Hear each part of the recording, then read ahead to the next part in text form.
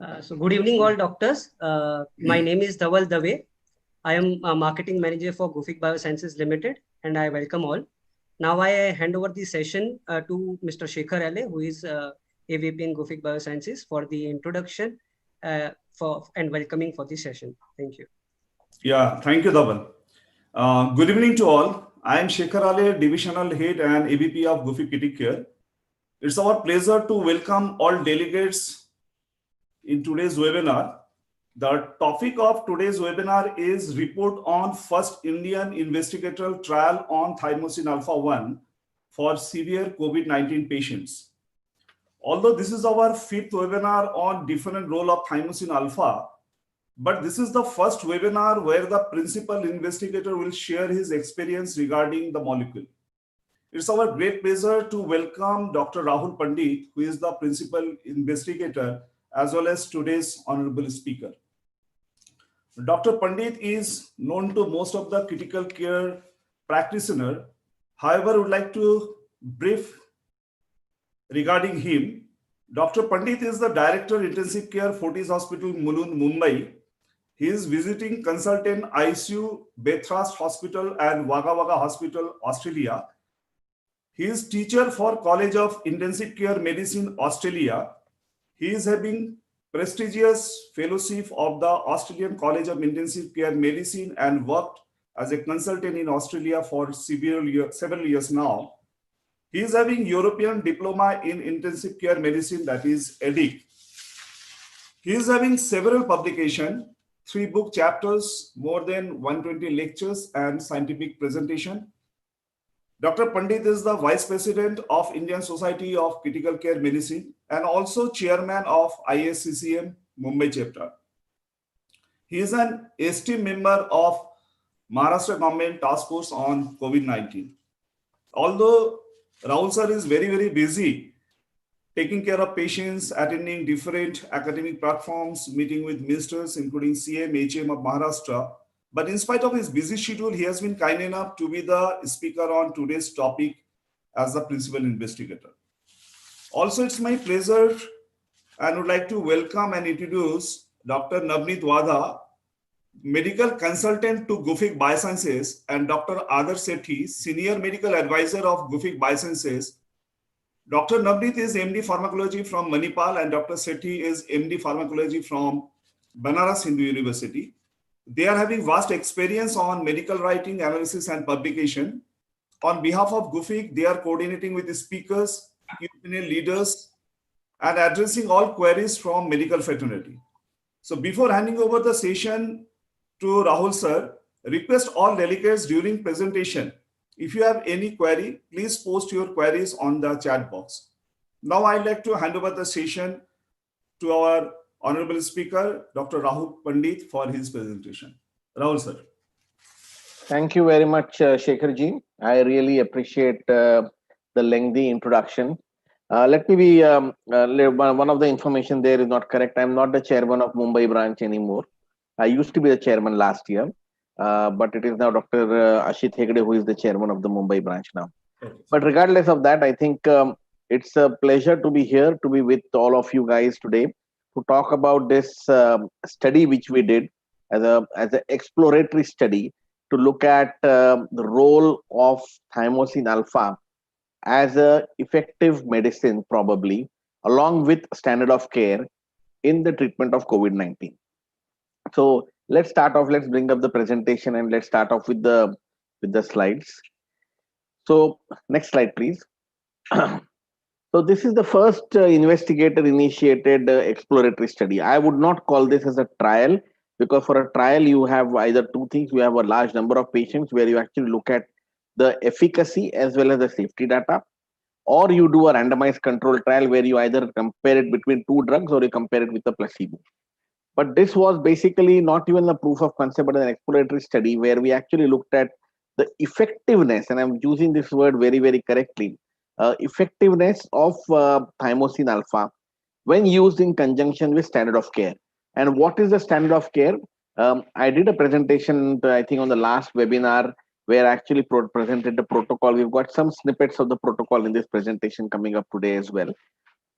but the standard of care is as basically published and guided by the Ministry of Health and Family Welfare, Government of India. And as Shekharji said, that I'm a member of the state task force as well. So we have come out with our standard guidelines on treatment of COVID-19 patients, which includes the patients in critically ill category and those who are admitted to ICU. So we basically followed up these guidelines. And there is hardly any difference between the two guidelines if you look at it. But the majority of the guidelines which we basically rely upon is the state task force guidelines, which we are doing. So this is what we basically started off with, that we are already following a state guideline, which is standard. Can we add anything different to our patient's outcome by using, perhaps by exploring this possibility of thymosin alpha? We officially went and registered it. Next slide, please. You can go ahead. I mean, my introduction has already been done. Let's move on. Next slide, please. Okay, so this is a little bit talk about, this slide sort of talks about a little bit about what COVID-19 is today.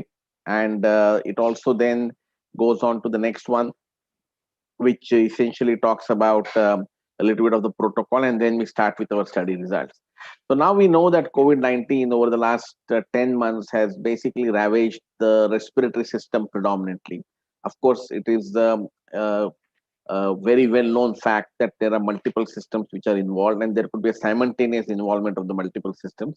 However, we know that it is predominantly the lungs which have basically played the major havoc in the outcome of these patients.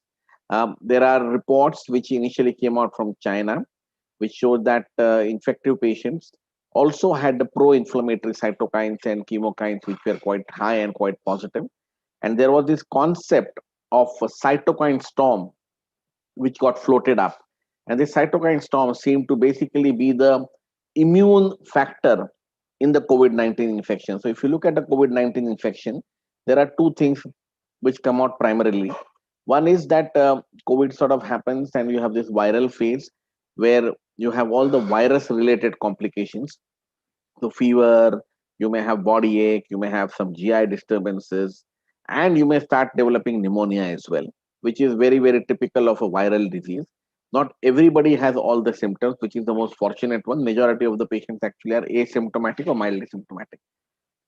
As the viral replication goes down by day 8, day 9, this huge load of RNA which is present in the body actually triggers what we now call as an immune response. And that immune response probably is what the cytokine storm is basically talked about. And it seems to be the most dangerous part and potentially life-threatening as well. And hence, how to mitigate this cytokine activity, how to mitigate this cytokine storm has been the major discussion point. And can we actually have any therapy or any modality or any drug which could possibly mitigate this immune response to a point where the cytokine storm doesn't become a big problem? So this has been the thought process. And in that thought process, we came across with steroids, which seems to have the best evidence today.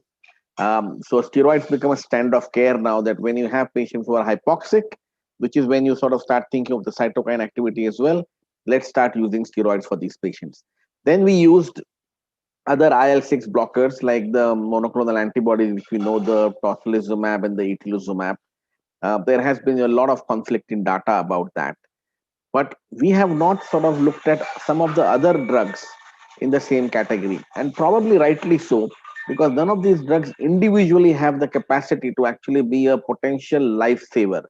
So all of these drugs sort of add on to small things which sort of go across along with the standard of care and helps you in improving the outcome. This is where this thymosin alpha sort of fits in as one of the more other effective drugs, possibly other effective drugs which can be used up. Next slide, please. So we did a prospective single center study.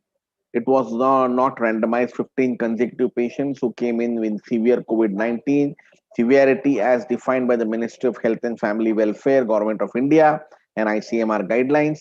And we basically looked at effectiveness and the safety of thymosin alpha. Okay. And what we sort of, you can see here that day 1 was the screening day. The study period, once the patient was screened and randomized, was 7 days. So it's a week of therapy.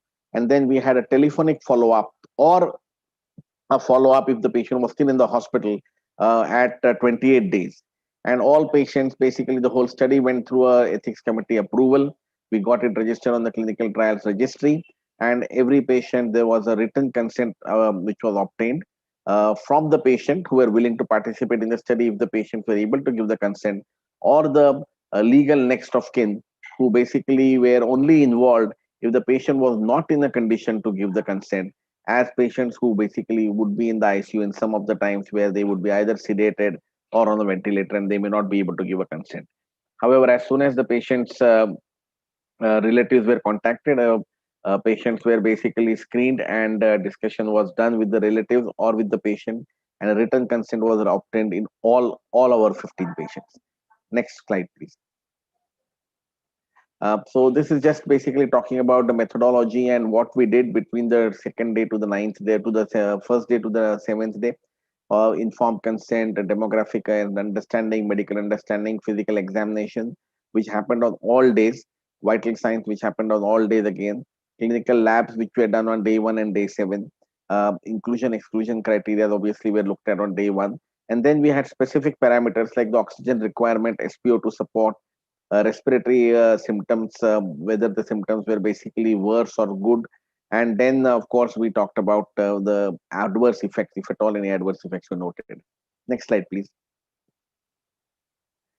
So primary objective was to look at the effectiveness of thymosin alpha in severe COVID-19 patients. The secondary was to basically look at the effectiveness on clinical response, as well as to evaluate the safety of thymosin alpha in severe COVID-19 patients. Now, safety is something which, which 15 patients cannot be the gold standard to talk about. What we can say is that there seems to be a trend that the drug seems to basically have minimal side effects or adverse effects while it was being used. So I think we cannot sort of label that the safety has been established by these patients, but then these are all repurposed medicines. They are effectively being used in some other diseases already. So this has been the big problem with COVID-19, that a lot of medicines which we have used now are repurposed medicines.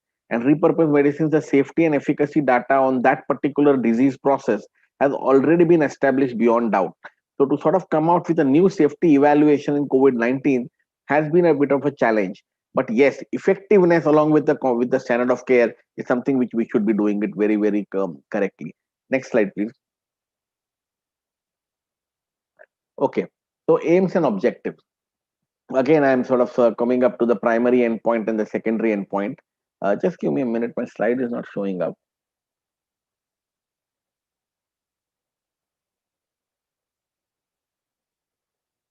Can you just go back and come back to the slide, please? Yeah. Come back again. Next slide. Okay, better. Yeah. Okay. Something happened there with my video as well. Okay. So basically, the primary endpoint was we needed to basically look at the patient from baseline to the end of day 7.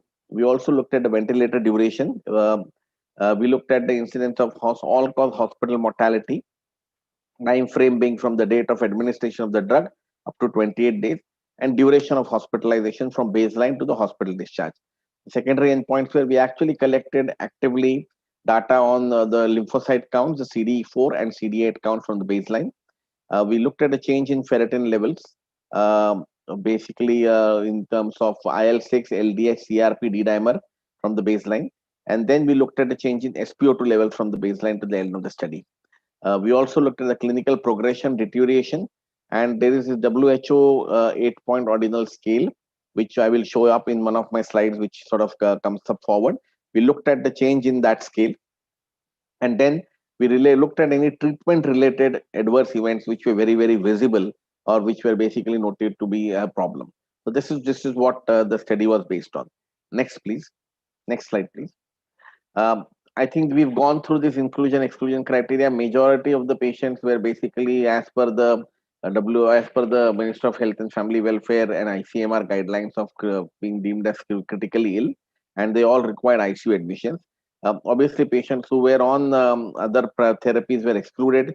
Patients who had any pre-existing illness, which we would have put the patient to unreasonable risk, were excluded. Patients who were already participating in an investigational drug within 1 month prior, there was none of those patients were actually there in the ICU. And patients who were unlikely to comply were excluded, but I think most of the ICU patients, the compliance was not an issue at all. Next slide, please. So these are the results. So I've got a slide, and then most of the time, so I've got next slide, which sort of gives you a graphical representation of what happens.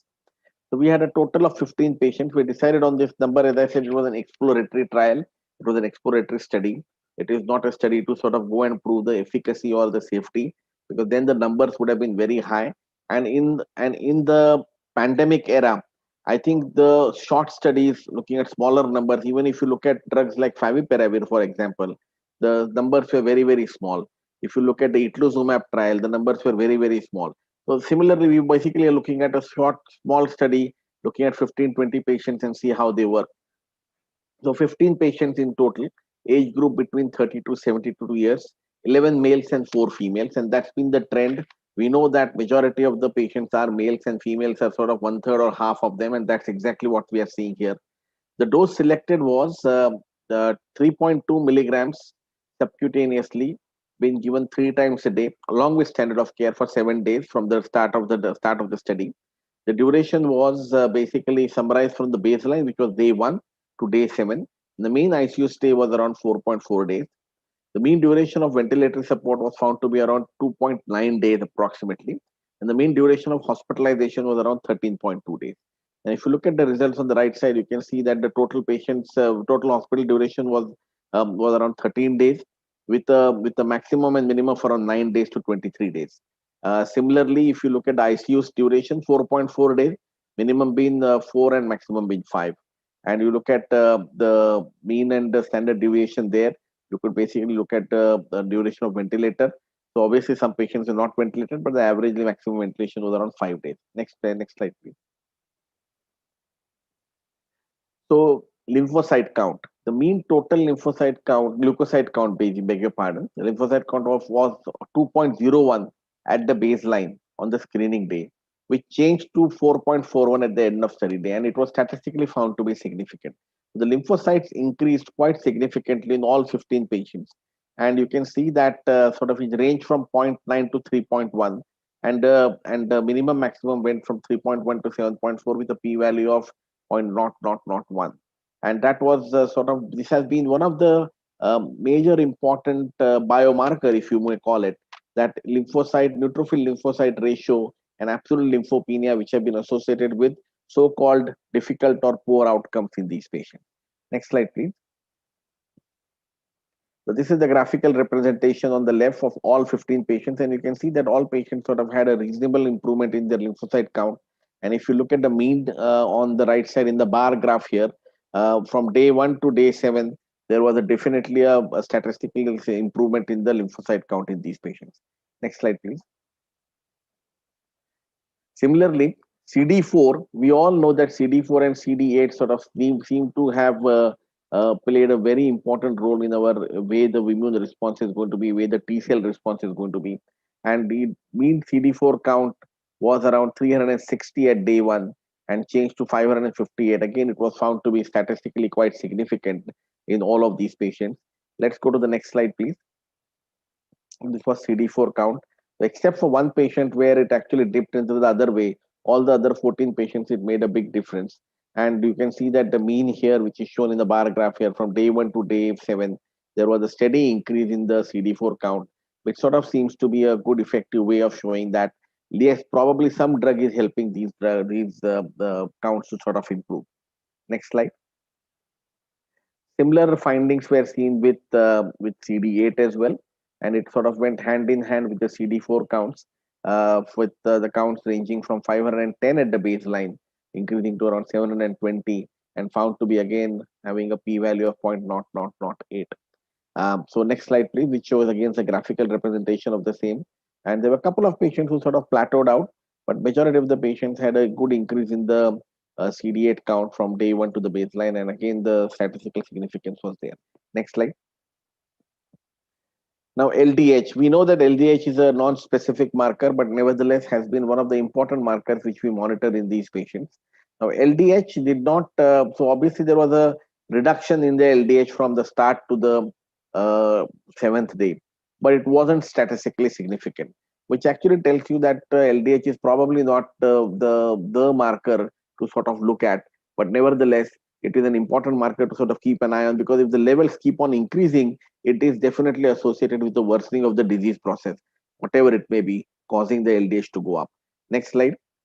And this is the graphical representation of the LDH, and you can see that there was a very subtle decrease, which was not statistically significantly seen, and even the 15 patients behaved in a similar way, which was basically then reflected onto the mean uh, of the LDH levels. Next slide. Now D-dimer. A D-dimer has suddenly gained a lot of importance. I think there is a mistake here. Sorry, this should have been mean D-dimer level at the baseline and at screening. So D-dimer, essentially, we have basically changed our policy now in a lot of places across the country and across the world, that we have gone and talked about a D-dimer based therapy.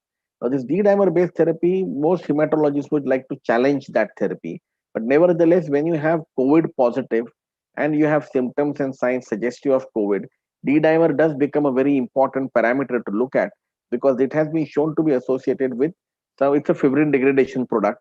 It has been shown to be associated with some amount of microthrombi formation.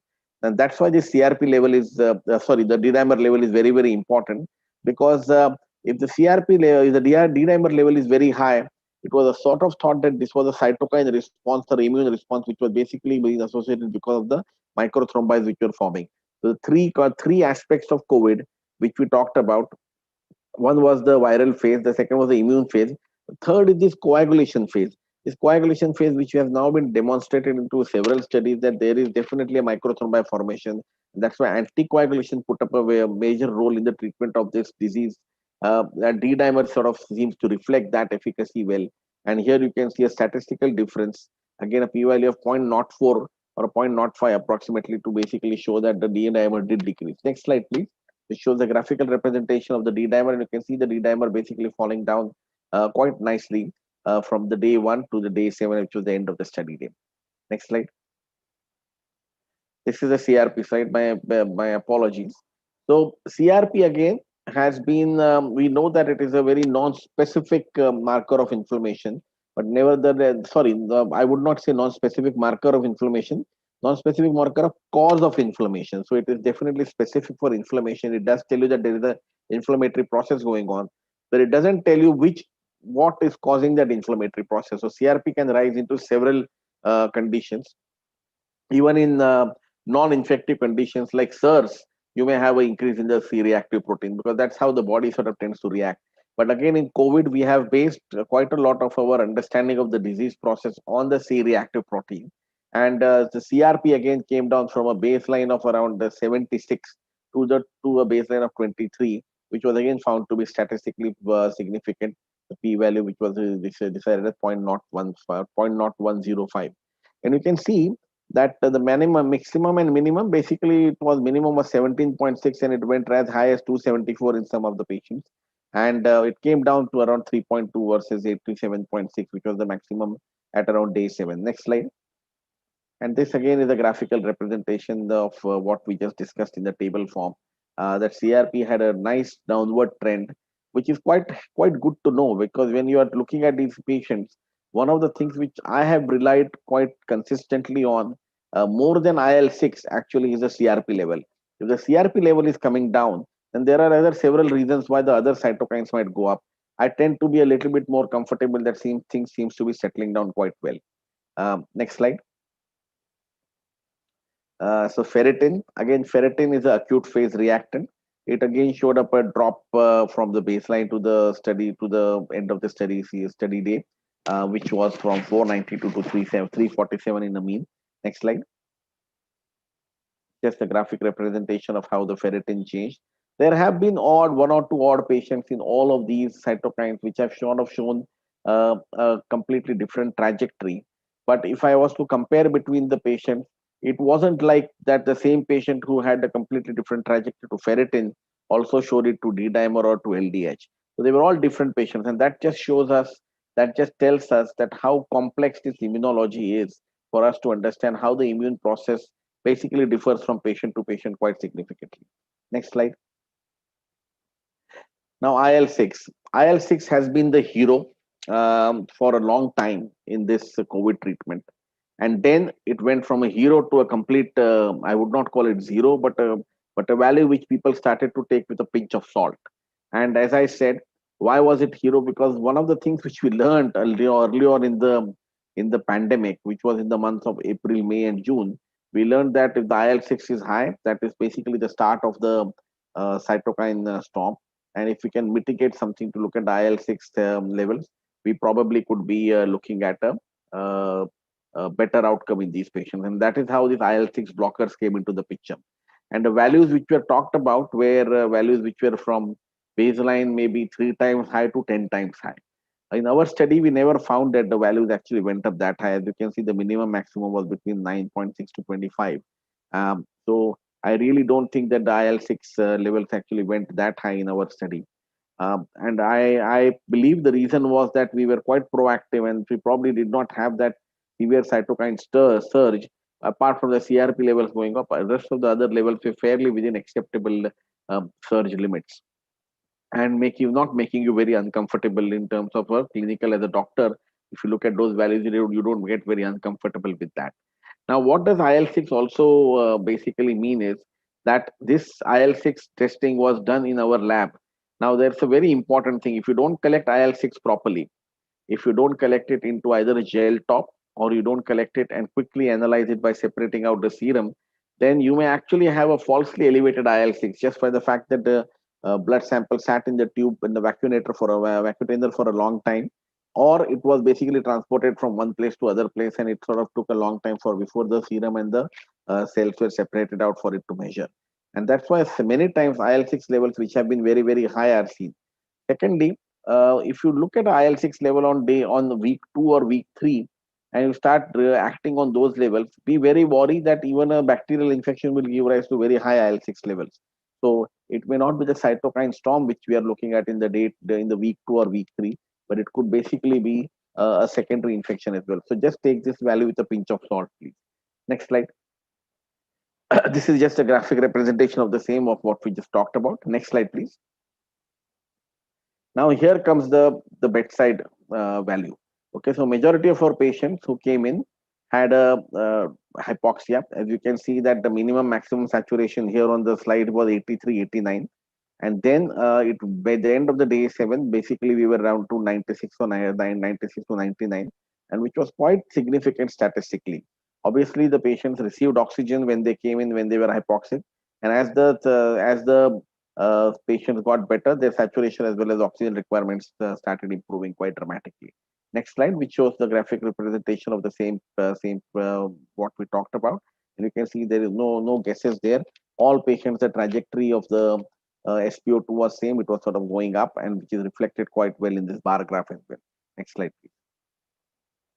Now, this is the WHO ordinal scale. Okay. Now, when we talk about a WHO ordinal scale, we sort of look at this last line here. The mean score was 5.4 at the baseline of screening, and it was reduced basically to a score of 3.2 at day 7. Any score which basically reduces by absolutely more than 2 is considered to be a very good reduction. Now, obviously, this is a very small number to sort of make an assumption and say that this drug seems to be the winner in the WHO 8-point ordinal scale, but certainly it gives you a signal in that direction that these were the patients who basically probably are going to be the ones, critically ill patients are going to be ones where effectiveness of adjuvant therapy like thymosin alpha may actually help along with standard of care in these patients. Can I have the next slide for people to just understand what the ordinal scale looks like? So this is the ordinal scale on the right side here. You have a score of 0 in uninfected patient. Then as the illness sort of starts to worsen from ambulatory to a hospitalized mild disease to a severely diseased patient who is either on a ventilator or on a non-invasive ventilator, high flow oxygen, or on ECMO supports. And obviously, if the patient dies, unfortunately, then the score goes to 8. Now, in our study, we had no mortality. All 15 patients actually had a good recovery, and even at 28 days, the telephonic interview went off very well, and there was no issues absolutely with their outcomes. We had 7 patients on ventilator, 8 patients on non-invasive ventilator, of this non-invasive ventilation, majority of the patients, which is basically 6, were on a high flow nasal cannula, and only 1 was a NIV. That has been our policy. We have been very, very diligent with the use of high flow nasal cannula. The majority of our patients were on a high flow nasal cannula, or one on the non-invasive ventilator, and the 7 patients were intubated and ventilated. That's how our 15 patients basically went through. Next slide, please. So if you look at the safety, as I said, it is very difficult to sort of talk about safety just with 15 patients. But from whatever adverse events we sort of looked at, they were mild and non-severe, and all 5 were not related to the study drug. There was some redness at the injection site, which was acceptable and did not cause any problems. And as I said, the standard of care has been the guidelines of Government of India, Ministry of Health and Family Welfare, and the State Task Force guidelines, which we have been following. Next slide, please. So I would like to conclude that overall this study basically demonstrated sorry, this study has definitely demonstrated us that if you use a concomitant drug like a thymosin alpha along with standard of care, probably the effectiveness of the drug is seen in these 15 patients.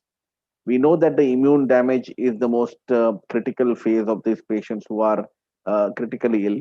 And perhaps if we are able to lift up the CD4 T cell counts and CD8 counts, then probably we are doing a favor to these patients by decreasing their criticality, as well as possibly even helping them into recovering quickly. Now, I don't know whether we actually recovered them quickly or not, but that's what the trend would look like. There was a statistically significant difference in the total lymphocyte count, CD4 count, and CD8 count. And these all basically would point towards a signal that it probably has some role in clinical improvement when used along with the standard of care. Next slide, please. So when you look at the effectiveness, there are 2 ways in which we look at. We look at a clinical improvement and we look at the biomarkers.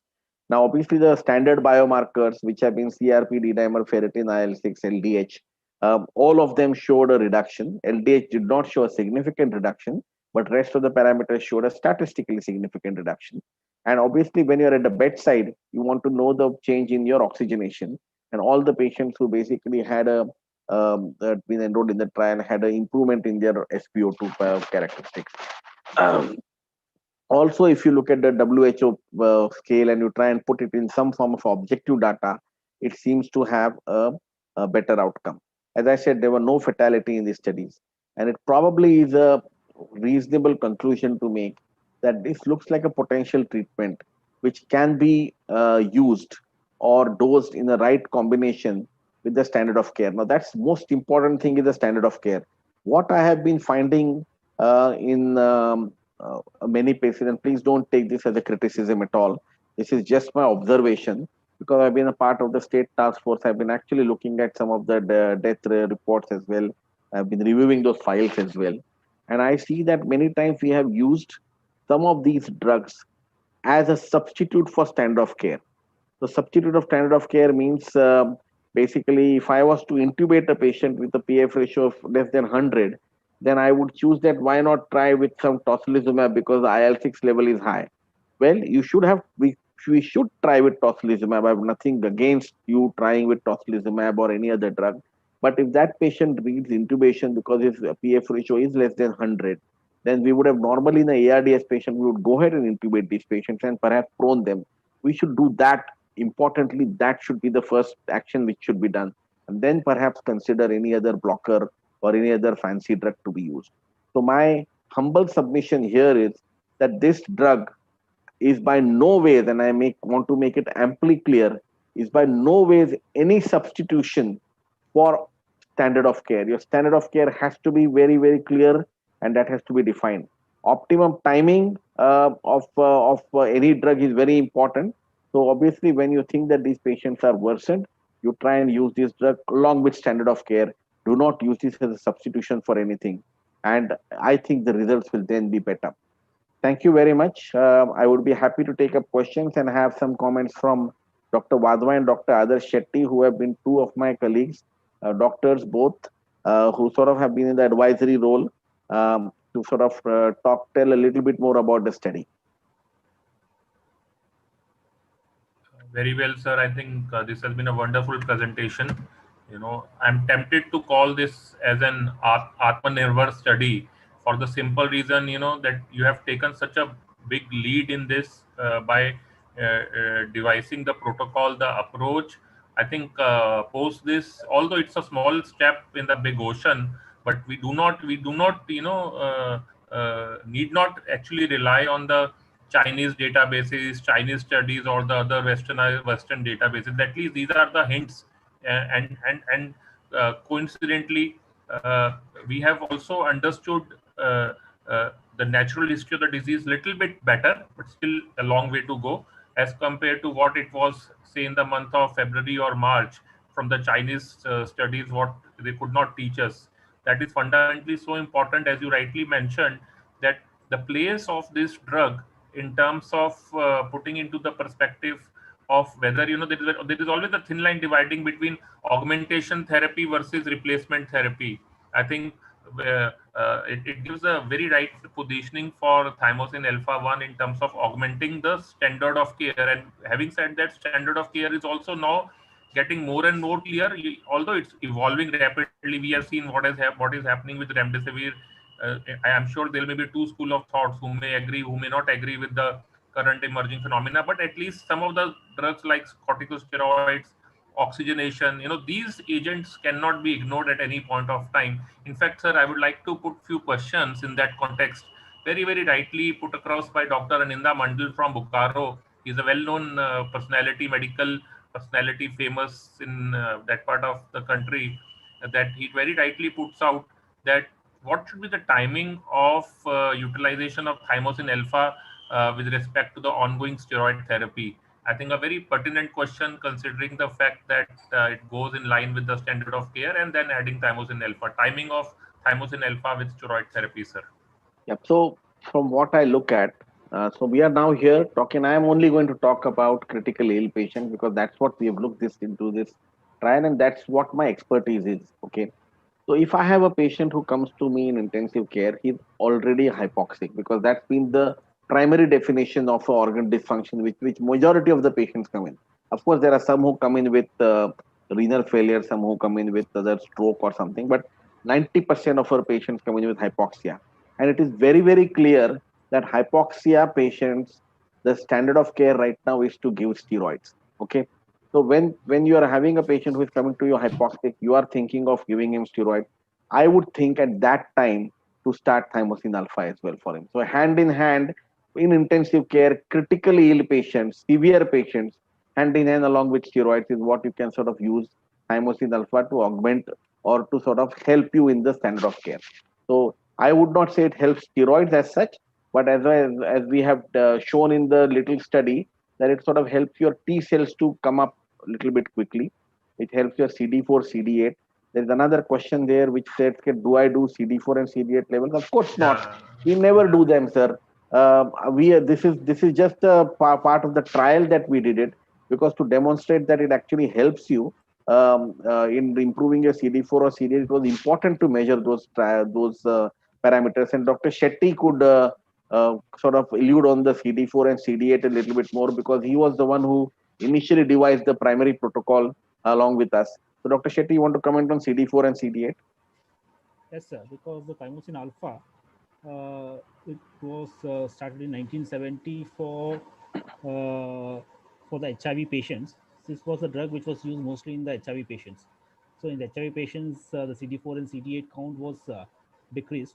This thymosin alpha increased, statistically significantly increased the CD4 and CD8 count. Based on that, to show that this thymosin alpha increases the lymphocytes along with CD4 and CD8. Since CD4 and CD8 ratio, which is more important, which is one of the marker to tell that when the ratio decreases to less than 2 or less than 1, the mortality is going to increase. So that was one of the factors. We thought that we want to include that CD4 and CD8 in the protocol. That's the reason we included in these protocols. Yes. Sir, I think this is a very, very pertinent question, pertinent point raised by Dr. Tapan Sarkar regarding CD4 and CD8 count from Calcutta. I think there is always a gap between research and the practice. Certain biomarkers will enable us to boost or understand our own confidence or better evaluating the molecule in context of the other parameters. For example, in this particular study, what we learned perhaps is that how CD4 and CD8 counts are corroborative with the other markers like interleukin, D dimer, etc., etc. So, are they in context with the other commonly done parameters? Answer is probably yes. I think if the option is at the particular center, if it can be done, better evaluation can done. Nothing prevents that. Perhaps correct me if I'm wrong, sir, on that context. But at least from a research perspective, this gives the entire thought process to the next level. Perhaps that yes, it really works. It and a more precise way of looking things in terms of a prognostic or the capacity of the mechanistic capacity of thymosin alpha 1, that how rapidly and how strongly the T cells are being stimulated in terms of boosting the actual clinical immunological profile. So your comments on that, sir? No, I agree. I think CD4 and CD8, if somebody can do it, problem, Dr. Wadhwa, is that we are in a very cost-sensitive environment. Yes. And I think we need to basically choose, people say that you need to choose your fight. So you need to choose your investigation correctly. Yes. And you need to choose your investigation which would be most relevant clinically. While we would love to have all of these numbers, it's difficult practically to actually assign these numbers on a regular basis as a part of your investigation profile. So what we do is we basically look at the neutrophil lymphocyte ratio. So that's one investigation which is cheap, which basically takes you a drop of blood to sort of get the answer. And essentially, it has been a part of our routine day-to-day CBC, complete blood picture, complete blood profile, whatever people may call it, is a part of our picture there. So it sort of answers your question quite well on a CBC itself, because it gives you an absolute lymphocyte count. And that's where the next question is going from Dr. Mandal. What is the first sign of response? I would say the first sign of response we start seeing is actually improvement in the lymphocyte count. So from the absolute lymphocyte, absolute lymphopenia, which we are seeing, we start seeing that the lymphocytes start improving from below 10%. They start off making up a contribution towards 20-22%. And what I have seen in the last, and we've seen around 3,000-4,000 COVID patients in our hospital now. If your lymphocyte count is above 20%, generally speaking, you are not in deep trouble. If it goes below 10%, you are in deep trouble. Between 10 and 20, yes, the patients are critical. So I think once the count starts going above 20%, you probably would be all right. Now there's a question from Dr. Tapan Sarkar, who's asking basically role for getting co-infection with dengue. Will this molecule help? I would have no data to sort of support that or dispute that right now, because that's not we have looked at. That's a completely different ball game. If Dr. Wadhwa, Dr. Shetty know any data in dengue as such, then perhaps in a co-infection it may be helpful. But I doubt, because dengue does not give rise to just absolute lymphopenia. It essentially depresses all your cell lines. It's a different disease process. Cannot comment, sir, until we have some justification basis in terms of the immunological connect. But yes, IV doxycycline has been substantially well documented in terms of the benefits in that regard, which can be helpful for sure. So I would actually like to make a very clear comment on this, that it is not recommended right now if you're having a dengue or a COVID and a COVID co-infection. It is better to avoid these drugs, because as I've repeatedly been saying, this is an exploratory trial. We have not looked at all variety of patients. This is not a 1,000-patient trial where I had 2 dengue co-infections and then I can give you a comment on this. This is a selected group of patients who were critically ill with COVID-19 only.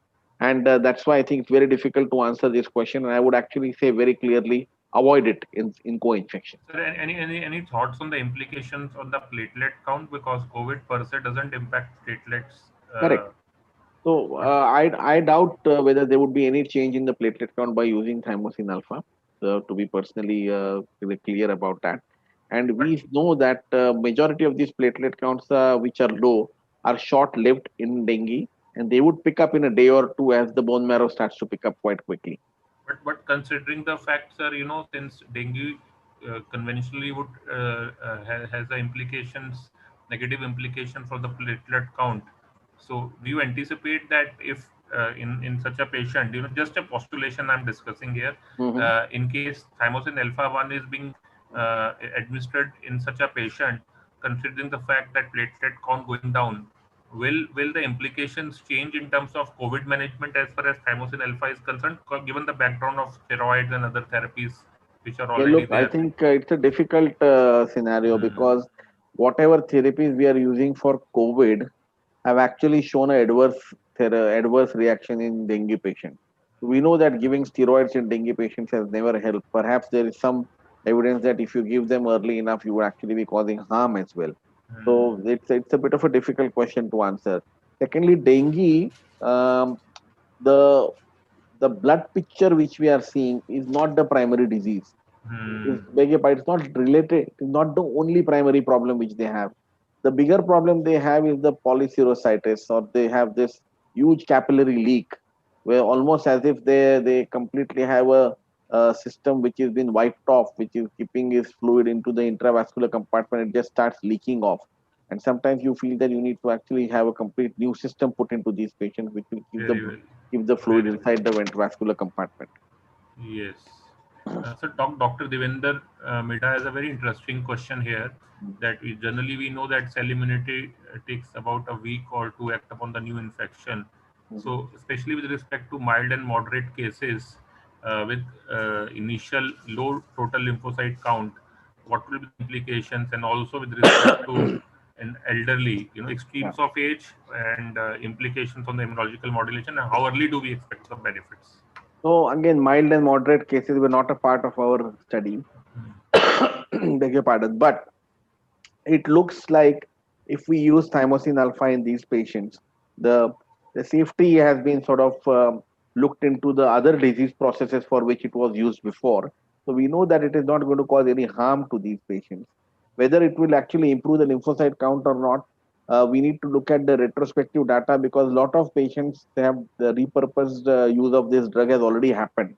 So it would be good to actually evaluate mild and moderate patients who are especially elderly and look at the improvement in their lymphocyte count, because this is one count which at least has been done twice in any group of patients right now. The current scenario is such that if you have used it, thymosin alpha has been used in any of the group of patients right now, you have done the complete blood picture at least twice at a gap of 3 or 5 days or whatever it is. And that would be something which we should look at. You and Dr. Shetty can sort of look at the group of patients. If we have some, we would like to contribute it to the registry so that we can actually understand what happens in mild to moderate patients. In fact, sir, I would like to emphasize here, what reminds me also, just recently, one of the few case reports have been accepted through a tough peer review process at the American Society of Tropical Medicine and Hygiene, presented just 2 days back.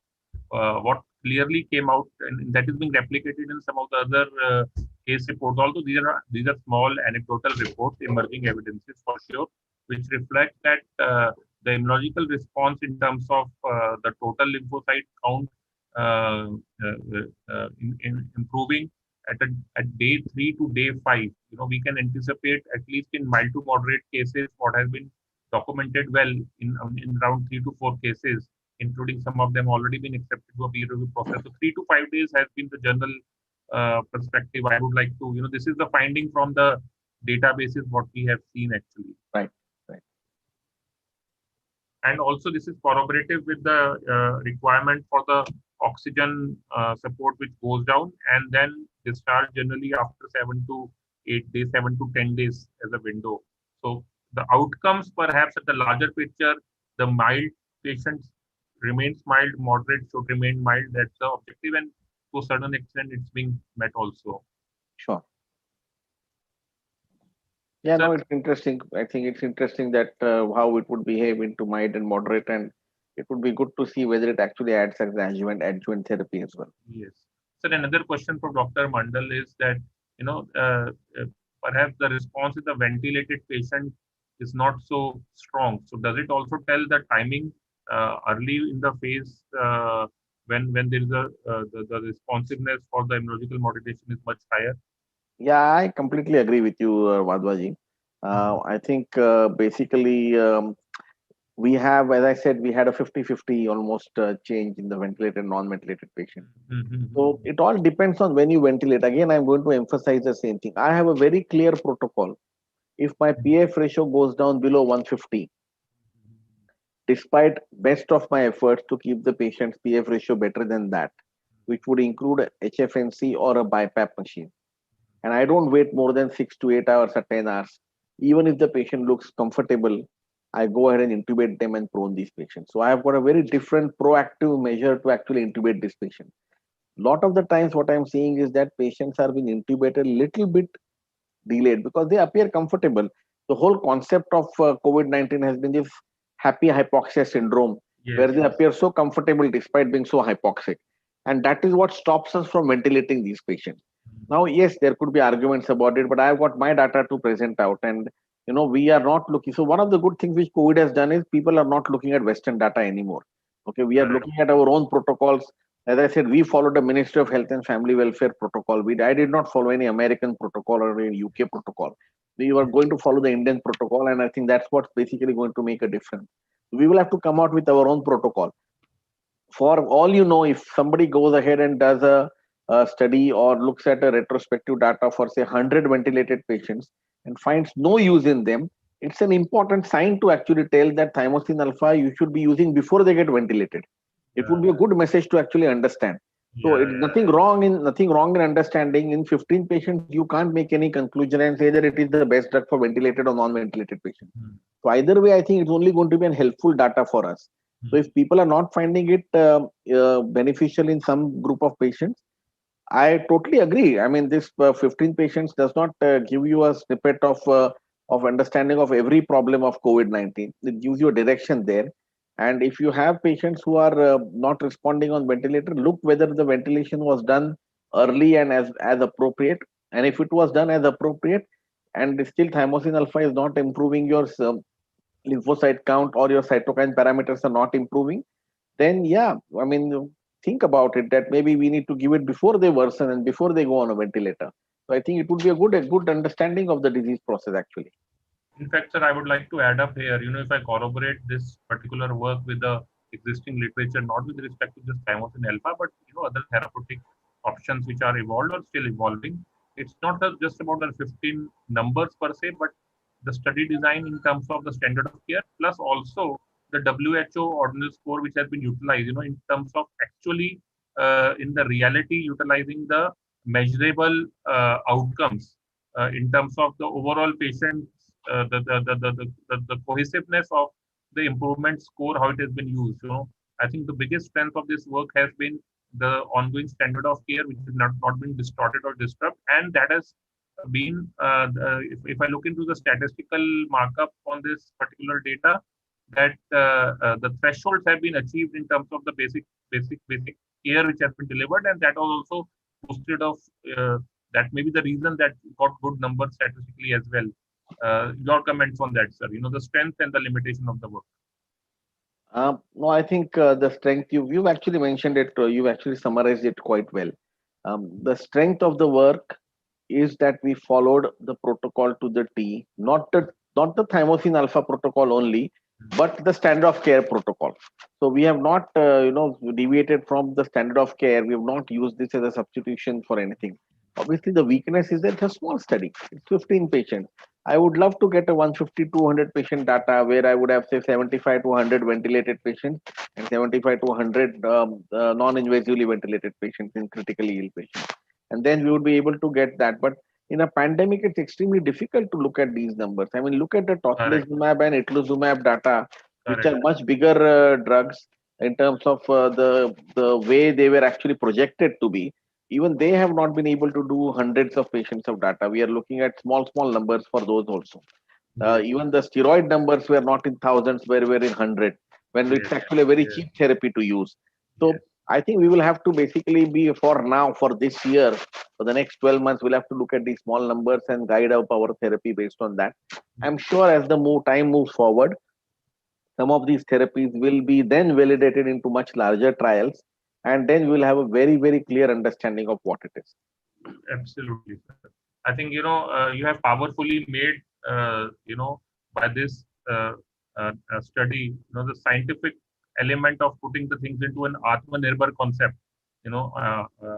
Big congratulations for taking this big step forward, sir.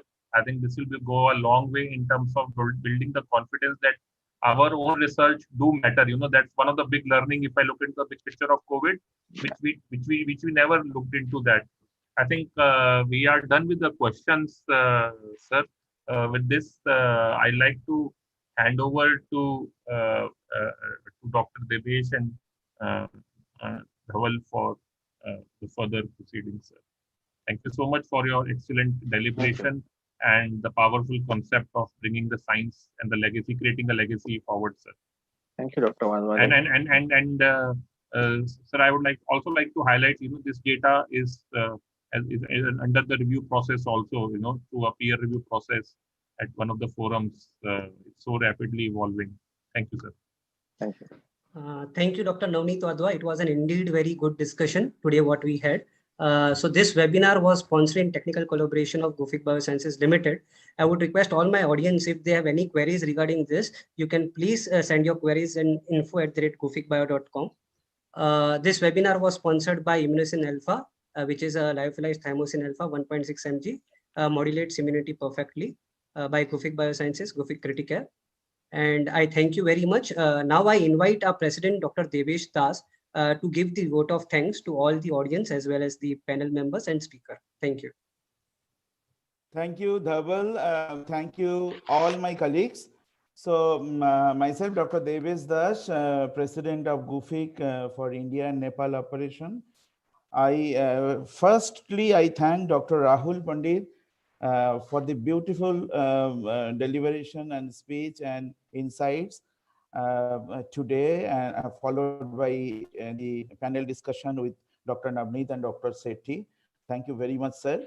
And a big congratulations to you, sir, because as far as my knowledge, the trial and the study which has been done by you under your leadership, it is the first registered CTRI trial in the country. So I'll not tell it is in the Asia, because Chinese trial was the first trial, as you know, with 2,109 patients. But in India, it is the first this kind of trial which you have done with your colleagues, and many congratulations to you, sir, and all the associates, all your people, and congratulations to Gufic also, because thymosin alpha, this immunosin alpha was made available with Gufic only as a repurposed drug. So thanks and congratulations. At the same time, I'd like to inform all the audience that we have 6 centers where 600 patients are going on with the DCGI trial, which is going on with thymosin alpha, that is immunosin alpha, simultaneously. And in 3 centers, we have done CTRI trial with 15 patients. One was what Dr. Rahul Pandit has spoken and just completed. Another completion has been done just last week with Dr. Om Srivastav, who is one of our panelists and one of our speakers for many speeches in Kasturba Hospital, Mumbai. And the third one is getting conducted in Nanavati Hospital, Mumbai. So these 3 CTRI trials simultaneously we are doing, where there are 6 trials also with DCGI trial is going on with 600 patients. In addition to this, 2,000 patients have been used immunosin alpha so far, and around 600 key opinion leaders in the country are going to give us their opinion trial study very soon.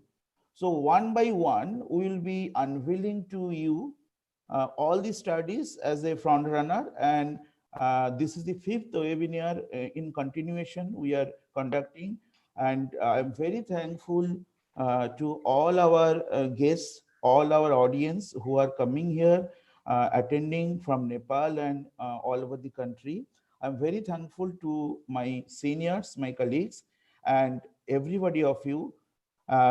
We, as a very responsible pharmaceutical company, feel that for COVID-19 patients management, whatever support we should do it as a immunological support or a drug therapy or anything, we should extend it. And thymosin alpha, that is immunosin alpha, is one of that. Thank you very much, sir. Thank you, Dr. Rahul Pandit, our all speakers and panelists and all delegates and all my colleagues. Thanks a lot. Thanks. Thank you very much. Thank you very much, Dasji. Thank you. Thank you, sir. Thank you, sir. Thank you. Yes, we'll close Thank the you, meeting everyone. at this moment. Thank you. sir. Thank you. Thank you, sir.